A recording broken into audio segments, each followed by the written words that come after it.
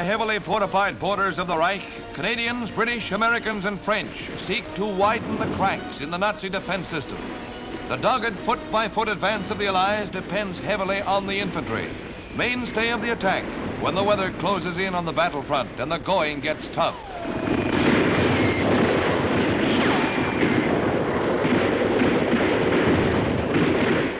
In German border towns such as Bischweiler, Yank troops fight through backyards and from house to house, while mortar crews cover their attack, raining shells into enemy positions.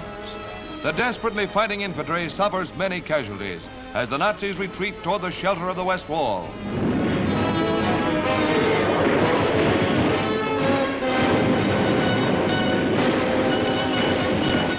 Fighting toward the rich industrial regions of the Ruhr and the Saar, the Allies seek to wrest from the Germans their richest sources of fuel and steel. Strasbourg, capital of Alsace-Lorraine, and one of the important gateways to the Rhineland, is occupied by Yanks and French. The flooded Rhine Canal is evidence of the torrential rains that have hampered the Allied drive. Signs direct the victors to the center of the city.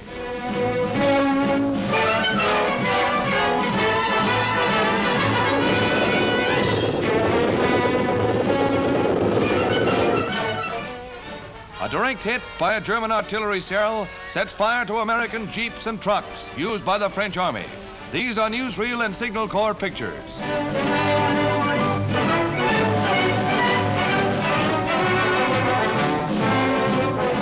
Liberated townsfolk lose no time in cleaning out Nazi headquarters.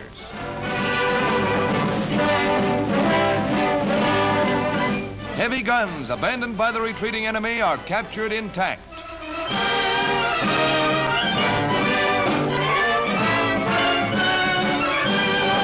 Beyond Mulhouse, southern end of the Allied attack, the fleeing Germans set fire to villages before leaving.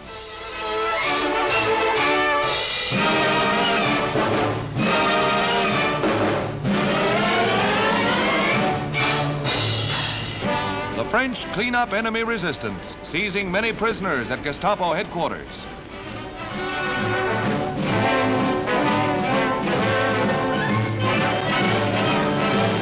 Along the roads, long lines of prisoners and civilians stream to the rear. Civilians forced to work for the Germans are free to return to their homes. The Allied drive moves on toward freedom for all of Europe.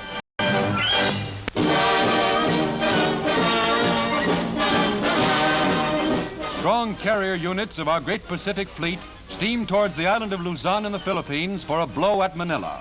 This maneuver is designed to help our men fighting on Leyte. Admiral Radford commands this carrier division, and the men under him receive last instructions before they take off to smash at this more Jap planes to his credit and out for more. Newsreel and Navy photographers record the thrilling action.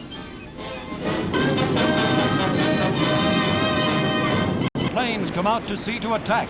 Bombs fall close.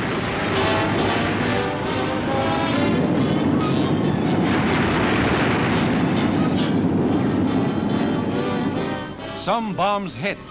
Here, a Hellcat absorbed the bomb's force. The terrific screen of anti-aircraft fire thrown up by our force accounts for 28 nipped planes. As crews fight fires aboard some of the carriers, our own planes bombed shipping and airfields at Manila. They run up an impressive score. 14 ships were sunk or damaged, and 140 planes shot up on the ground. Round one for Uncle Sam.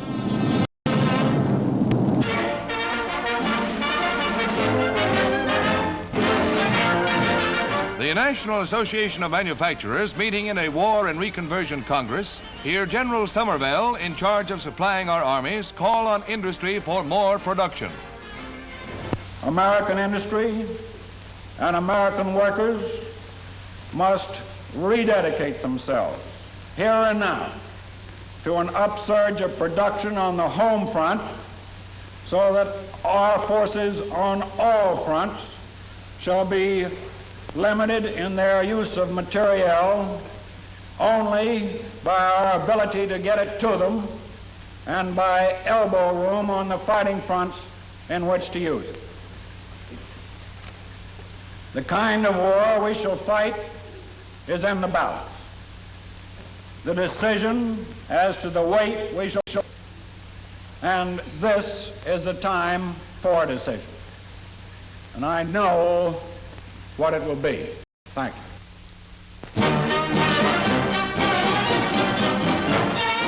With the war increasing in fury, more and more doctors and nurses have been called to help our men at the front.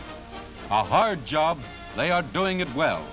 But they've left a gap on the home front that can only be filled by nurses' aides, those heroines who are facing a gigantic task without flinching.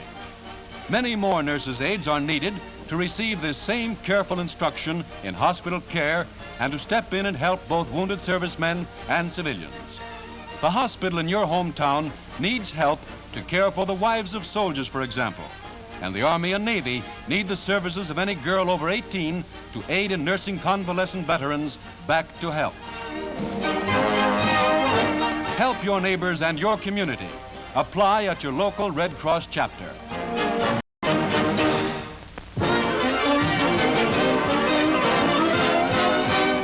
The curtain goes up on big-time collegiate basketball as New York University scores its first goal against the University of Rochester in Madison Square Garden.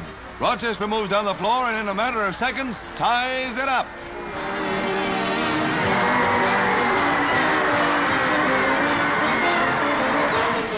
New York U, supposed to be one of the strongest teams in the East this season, rings up another 2 points. Now it's Rochester's turn to put on an exciting show for the customers. And they do it.